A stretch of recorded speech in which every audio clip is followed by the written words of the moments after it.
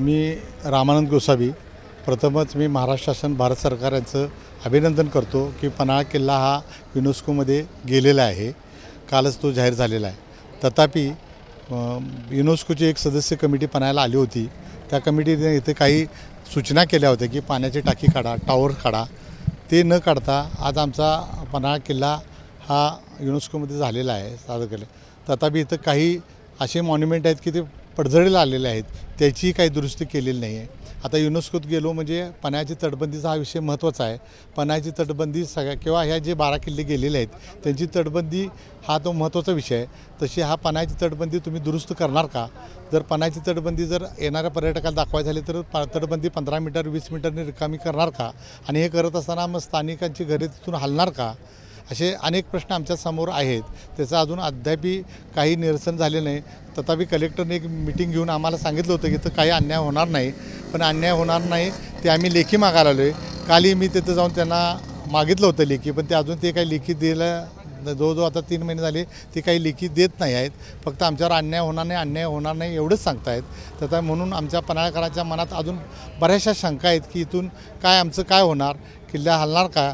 कारण मी जैसलमेरला गेलो होतो, तिथं बघितलेलं आहे। तिथल्या लोकांनी आम्हाला युनेस्कोमध्ये गेल्यावर खूप तोटेच आहेत, फायदे कमी आणि तोटे जास्त असं सांगितलेले आहेत। इथल्या पन्हाळ्याची पडझड याला एवढा निधी येणार का?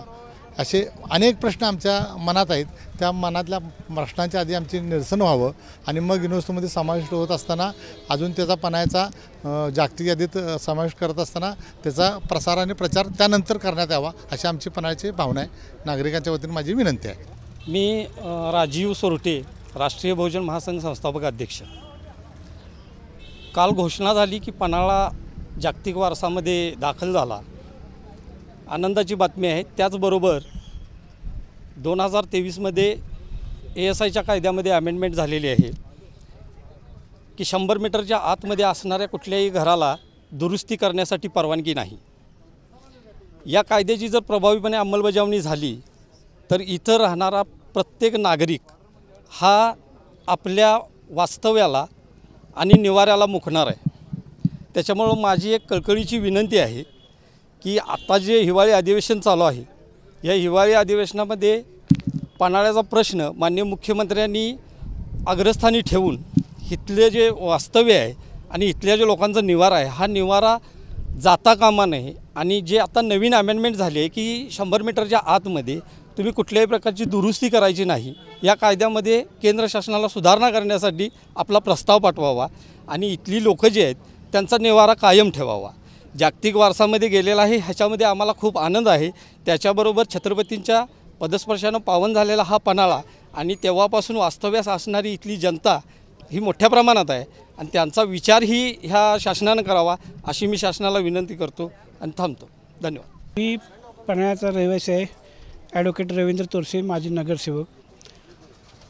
या पन्हाळ्यावर ताराळणीच्या काळापासून आमच्या घराण्याचं वास्तव्य आहे, अनेक घराणी त्यापासून आहेत।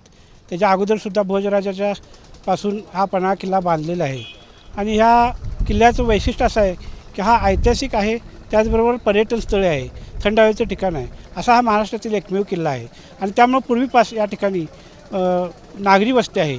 आणि ह्या युनेस्कोच्या सुरुवातीपासून ज्या मिटिंग झाल्या त्या मिटिंगमध्ये केंद्र शासनानं आणि महाराष्ट्र शासनानं स्थानिक नागरिकांना बोलवून काही मिटिंग घेतल्या आणि नागरिकांना कुठल्याही अडचणी येणार नाहीत असं आम्हाला सांगितलं होतं।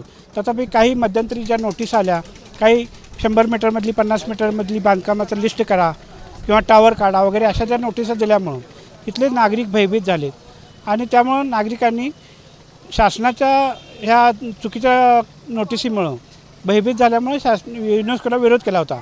तथापि कलेक्टरने मध्यंतरी मिटिंग घेऊन या सर्व आमच्या समस्या हे केलेल्या आहेत, शंका दूर केलेल्या आहेत। तथापि लेखी आश्वासन अद्याप दिलं नसल्यामुळे अजूनही नागरिक संभ्रमित आहेत। या कारणासाठी जे जागतिक वारसा स्थळात पन्हाळा किल्ला गेल्यामुळं आज केंद्र शासनाचं आणि महाराष्ट्र शासनाचं मी अभिनंदन करतो, आभार मानतो।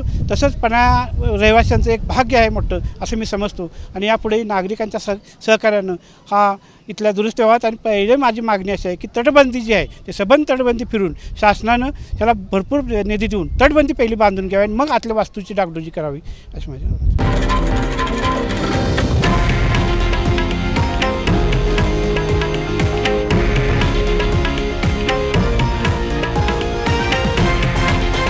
हे आहे देशातील नंबर 1 न्यूज नेटवर्क आणि आपण पाहत आहात TV9 मराठी, एकमेव.